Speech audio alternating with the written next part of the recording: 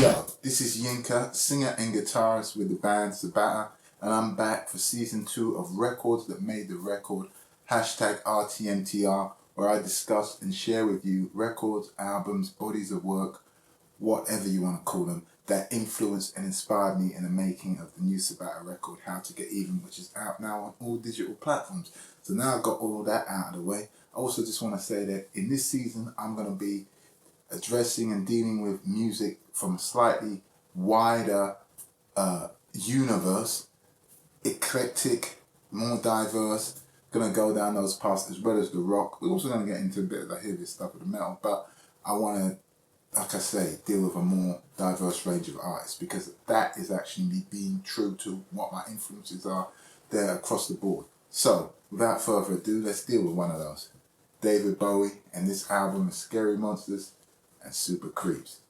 And the first thing that came to my mind when I was looking at this album is it made me realize, how eras have changed, because now we're in a very much singles era, i.e. single songs that occupy people's attention.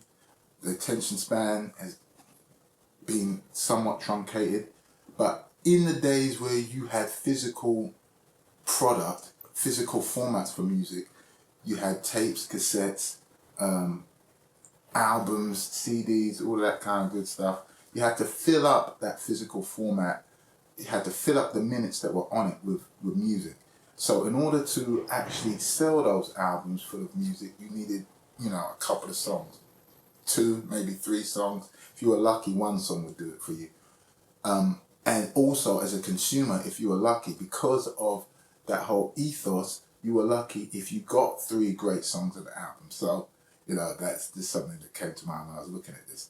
But the singles off of this album are Ashes to Ashes and Fashion. Those are the ones that I remember. And Ashes to Ashes was the lead single. And it's one of those rare moments, not unicorn rare, but nonetheless a little bit rare, where you had the single doing its job commercially, so it's a little bit more palatable, more digestible, almost more lowest common denominator, but at the same time artistically being amazing and having a lot of integrity.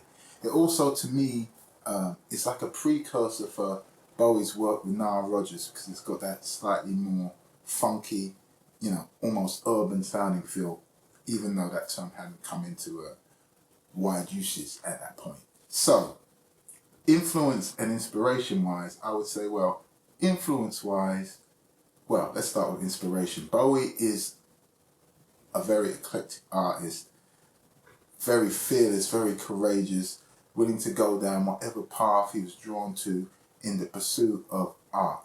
And to me, that's something that any artist, should aspire to. They don't always do, but I think it's a great thing to aspire to, and I definitely do. So that has been a great source of inspiration for me. In terms of influence with the album, I wouldn't say anything necessarily directly. I like to believe that I take a lot of things in by osmosis, but one of the things that Bowie did is he changed a lot, and people view him as a comedian because of that, but he took on characters, but also vocally that is reflected. So sometimes, when I think of David Bowie, I don't think of him as a singer, though obviously he can sing, or he could sing.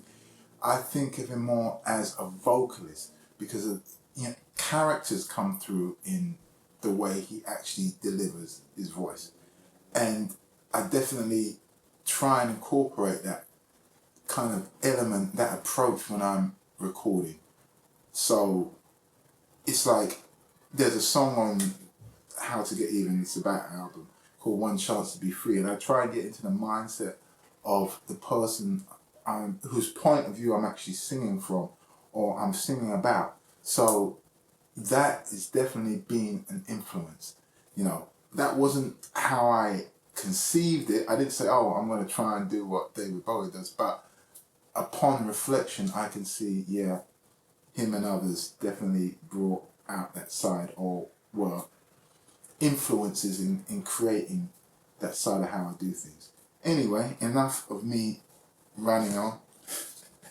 Make sure you check out David Bowie, Scary Monsters and Super Creeps in any other part of this massive catalogue that you choose to.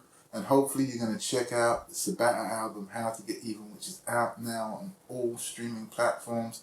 Till the next one, rock on.